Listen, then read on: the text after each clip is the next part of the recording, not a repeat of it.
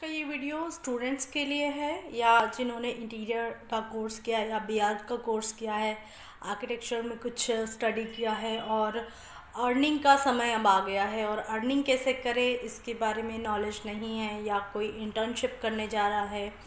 तो यहाँ पर आप कैसे खुद का बिज़नेस या खुद का इंटीरियर फ्रीलांसिंग वर्क स्टार्ट कर सकते हैं, इसके बारे में इंफॉर्मेशन मैं आपको इस वीडियो में देने जा रही हूँ। होता ये है कि जब आप स्टडी कर कर आते हैं, यानी कि जैसे कि इंटीरियर डिज़ाइनिंग का कोर्स जब मैंने किया था उसके बाद इंटर्नशिप करी थी ऑब्वियसली, क्योंकि जो कॉलेज में पढ़ाया जाता है वो इतना ज़्यादा प्रैक्टिकल भी नहीं होता है कि उसे हम डायरेक्टली किसी भी साइट को एग्जीक्यूट करने में वो नॉलेज हम यूज़ कर सकें। वो नॉलेज आई गेस कि ऑलमोस्ट 30% 40% होता है, लेकिन जब तक आप साइट पर जाकर काम नहीं करते, खुद ड्राइंग बनाना नहीं सीखते, तब तक ये काम आपके लिए थोड़ा सा मुश्किल होता है।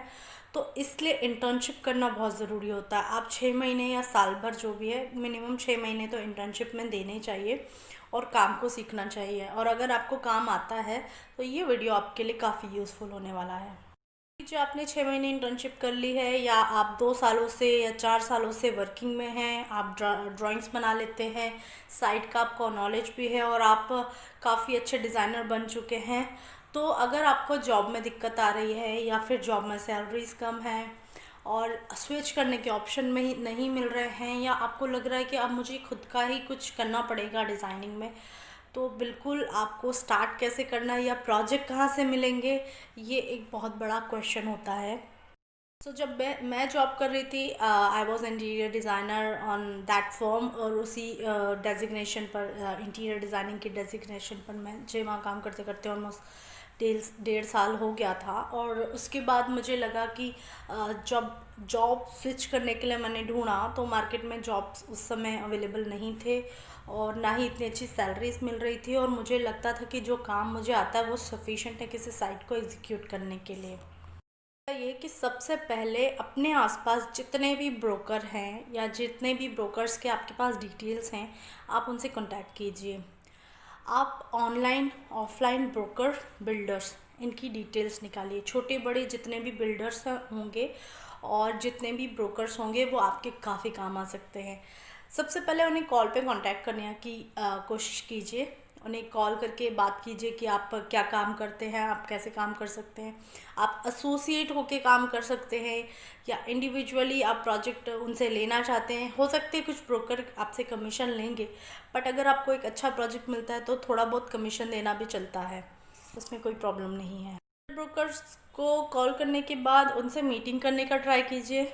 जब भी वो समय दें उनके पास जाके मिलिए, बैठिए। एक बार की मीटिंग में कभी भी काम वैसे बनता नहीं है। सामने वाला आपको थोड़ा सा समझेगा, हाँ स्टूडेंट्स हैं या अभी अभी स्टार्ट किया है। अगर आपने कुछ काम किए हैं तो वो काम के फ़ोटो आप दिखा सकते हैं डिज़ाइंस के, तो सामने जो व्यक्ति है वो इम्प्रेस ज़रूर होंगे आपके काम से, और काम देखने के बाद ही वो डिसाइड कर पाएंगे कि हाँ आपको काम दिया जा सकता है या डिज़ाइनिंग का काम आपसे करवाया जा सकता है।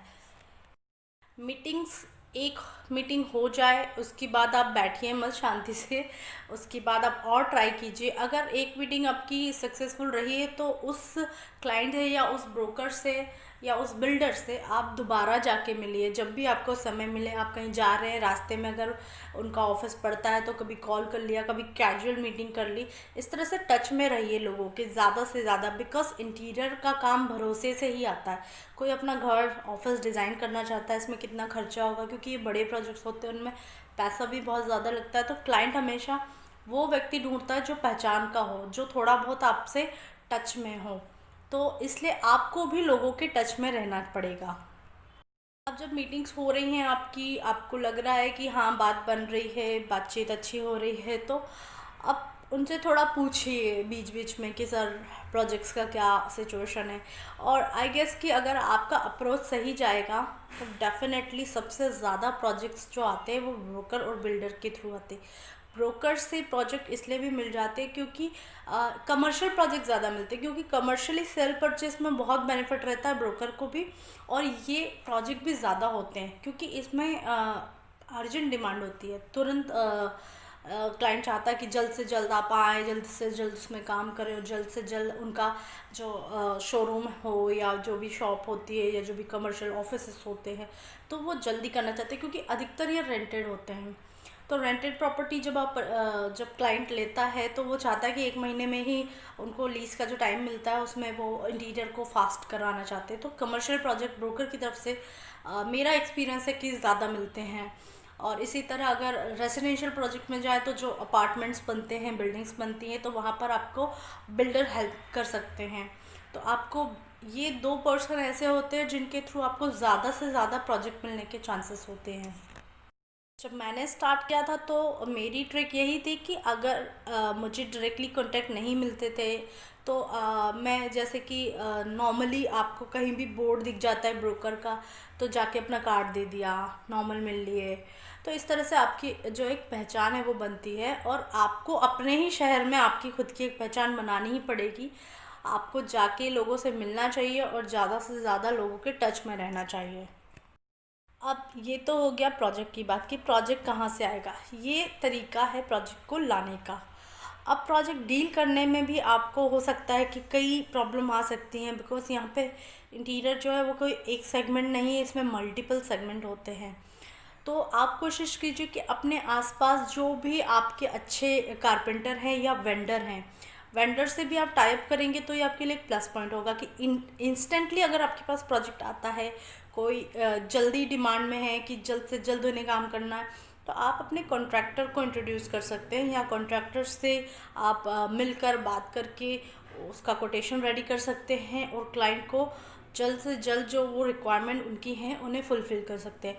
तो कॉन्ट्रैक्टर भी उतने ही ज़रूरी हैं जितने कि आपके लिए ब्रोकर और बिल्डर है, क्योंकि अगर प्रोजेक्ट तो आ गया आपके पास, मान के चलिए आपने प्रोजेक्ट के लिए बहुत मेहनत की, प्रोजेक्ट आ गया, लेकिन जब सामने वाला आपसे एक्सपेक्ट कर रहा है कि आप उस काम को जल्दी करके दीजिए या अच्छा करके दीजिए या उनकी रिक्वायरमेंट के हिसाब से करके दीजिए, तो उस रिक्वायरमेंट को फुलफ़िल करने के लिए आपके पास बहुत ज़रूरी ये चीज़ है कि आप जितना कोशिश हो सके उनकी रिक्वायरमेंट को फुलफ़िल करने का ट्राई करें, और वो कोशिश तभी कामयाब हो पाएगी जब आपके पास अच्छी टीम होगी, और एक अच्छी टीम होती है एक वेंडर के पास में।